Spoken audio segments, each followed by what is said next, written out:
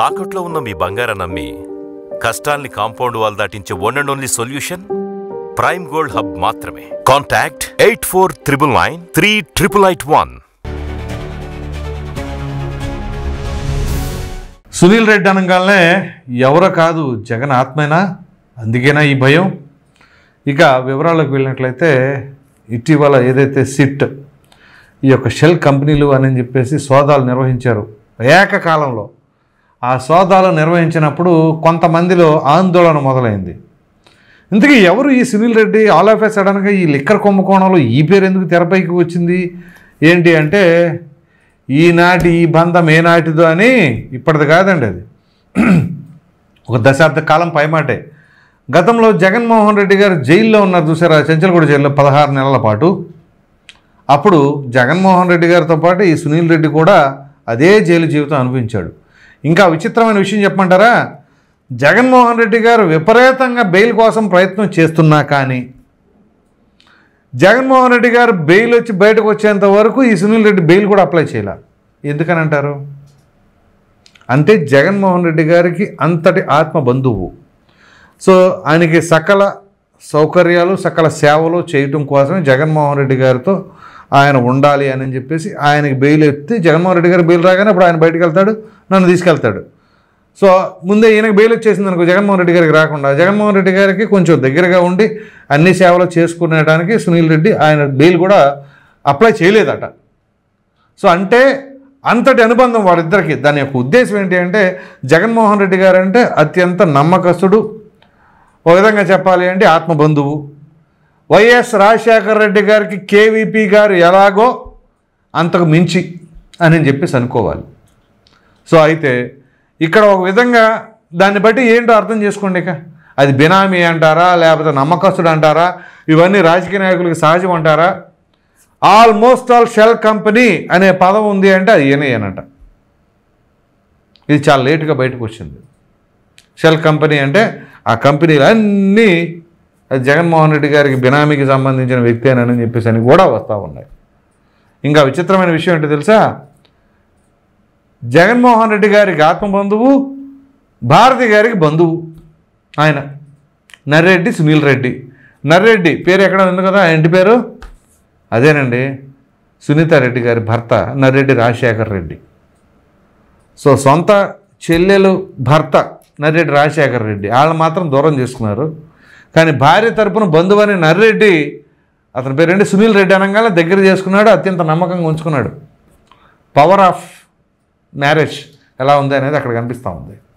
So anyhow అవన్నీ పక్కన పెడితే ఇక్కడ ప్రజలకు సంబంధించిన అంశాలు ఏ ప్రకారంగా ఏంటి అని చూస్తే, ఈ లిక్కర్ కుంభకోణం దానికి సంబంధించి అంటే ఈ షెల్ కంపెనీలు ఏవైతే ఉన్నాయో ఈ మనీ రూటింగ్ అంతా కూడా ఈ కంపెనీల ద్వారా జరిగింది అని చెప్పేసి అయితే వీళ్ళ సిట్ అధికారులు వాళ్ళ యొక్క అనుమానాన్ని వ్యక్తపరుస్తూ ఉన్నారు. అయితే ఇప్పుడు ఇది ఎంత దూరం వెళ్ళబోతుంది అంటే, ఖచ్చితంగా సునీల్ రెడ్డి ఉన్నారు అని అంటే ఇక జగన్మోహన్ రెడ్డి గారు ఉన్నట్లేనటక.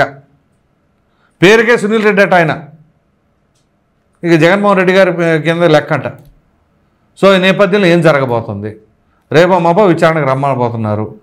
ఖచ్చితంగా ఇప్పుడు ఏదైతే వాళ్ళు ఈ తనిఖీలు చేపట్టారో, అక్కడికి వెళ్ళి సోదాలు చేశారో, ఈ నేపథ్యంలో ఆటోమేటిక్గా అక్కడ ఇక దడదడలు మొదలైపోతూ ఉంటాయి. సో ఈ దడదడల సమయంలో మరి ఇప్పుడు ఏం చేయబోతున్నారు ఏంటి అనేది చాలా కీలకంగా ఉండబోతుంది.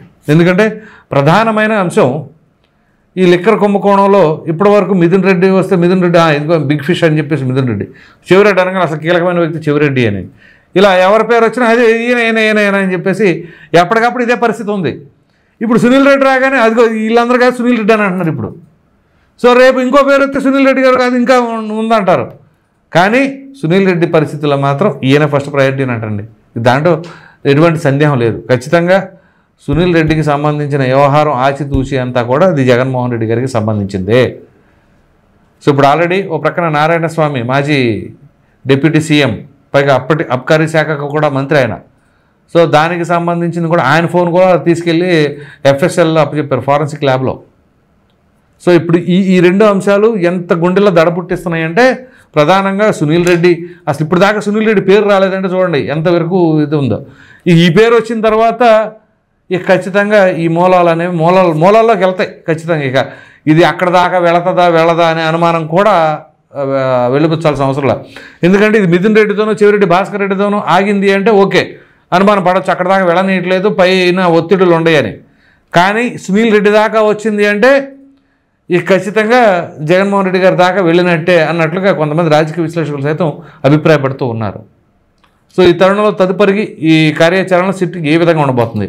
ఇక నెక్స్ట్ సునీల్ రెడ్డి తర్వాత తాడేపల్లేనా అని చెప్పేసి అంటే లేదు, ఇంకా 1-2 లేయర్లు ఉండడానికి కూడా ఇంకా ఈ మధ్య గ్యాప్లో ఉండే అవకాశాలు కూడా ఉన్నాయి అంటున్నారు. సో ఇది ఒక బిగ్ ఫిష్ సునీల్ రెడ్డి అనే వ్యక్తి. ఇప్పుడు కాదు, 16 నెలల జైలు శిక్ష ముందు కూడా ఉన్నారు అంటే అప్పుడు క్విట్ ప్రోకి సంబంధించిన దాంట్లో, అది కూడా ఎంఆర్ ప్రాపర్టీస్ దేనికి సంబంధించిన దాంట్లో ఆయన జగన్మోహన్ రెడ్డి గారితో పాటు జైలు జీవితం అనుభవించి ఉన్నారు. సో మరి ఈ నేపథ్యంలోనే ఏం జరగబోతుంది అనేది చాలా ఆసక్తికరంగా ఉండబోతుంది. ప్రధానంగా మరి ఈ సునీల్ రెడ్డికి సంబంధించిన ఎపిసోడ్లో ఈ షెల్ కంపెనీలు, మరి దాని యొక్క మొత్తం బ్యాలెన్స్ షీట్లు అసలు ఏమేమి జరిగినాయి, ఎక్కడ జరిగినాయి. ఇంకా విచిత్రమైన విషయం ఏంటి అంటే ఈ కంపెనీలకి మరి బ్యాంక్ అకౌంట్లు కూడా ఏమాత్రం కొన్ని లేవు అంటే మరి ఆ కంపెనీ ఎట్లా అవుతుంది? అసలు బ్యాంక్ అకౌంట్ కూడా లేక మొన్న ఈయన సజ్జల రామకృష్ణారెడ్డి అంటున్నారు, ఆయన అసలు బ్యాంక్ అకౌంటే లేదు, ఆ కంపెనీలో మోసాలు జరిగినాయి డైరెక్టర్లా అని చెప్పేసి ఆయన అంటున్నారంటే అసలు బ్యాంక్ అకౌంట్ కూడా క్రియేట్ చేయకుండా ఎట్లా ఉంటుంది? బ్యాంకులు పోనీ ఎలా చేస్తున్నాయి, మరి అకౌంట్లు ఎలా ఓపెన్ అవుతున్నాయి? అది ఒక తంతు. సో ఇక్కడ చూస్తేనేమో ఈ పరిస్థితి. సో మరి ఇప్పుడు ఈ సునీల్ రెడ్డికి సంబంధించిన వ్యవహారాలు ఏం జరగబోతుంది? ఎందుకంటే ఆల్రెడీ మొన్న చెవిరెడ్డి మోహిత్ రెడ్డి కావచ్చు, చెవిరెడ్డి భాస్కర్ రెడ్డికి సంబంధించింది కావచ్చు, అలాగే ఇతను ఎవరు సజ్జల భార్గవ్ రెడ్డి, అతనికి సంబంధించి కొన్ని కంపెనీ షెల్ కంపెనీలు ఉన్నాయని చెప్పేసి అన్నారు. మరి ఇప్పుడు సునీల్ రెడ్డికి సంబంధించి అసలు మొత్తం ఎన్ని షెల్ కంపెనీలు ఉన్నాయి, ఎన్ని వేల కోట్లు దాటేశారు, ఎన్ని వేల కోట్లు దాచేశారు, ఎన్ని దేశాలకు పంపించేశారు, ఏమేం చేశారు, అది నిజమేనా అబద్ధమా, ఎంతవరకు వాస్తవం, ఇలా అనేక రకాలైన ప్రశ్నలు అయితే మాత్రం ఒకదాని తర్వాత ఒకటి ఉత్పన్నమవుతున్నాయి. ప్రధానంగా సిట్ అయితే మాత్రం అసలు మామూలుగా కాదు, బాగా దూకుడుగానే ఈ యొక్క లిక్కర్కి సంబంధించిన వ్యవహారాలు, ఈ స్కామ్ ఎంత జరిగింది అనేది లోతుగా దర్యాప్తు చేస్తూనే ఉన్నారు. ఇది నిరంతరం ఆ అన్వేషణ కొనసాగుతూనే ఉంది. మరి చూద్దాం దీనికి కామనేనా, ఫుల్ స్టాప్ ఎప్పటి వరకు ఉంటుంది ఏంటి అనేది. ఈ వీడియో పైన మీ అభిప్రాయం ఏంటి అనేది కామెంట్ సెక్షన్లో తప్పకుండా తెలియజేయండి. Thank you.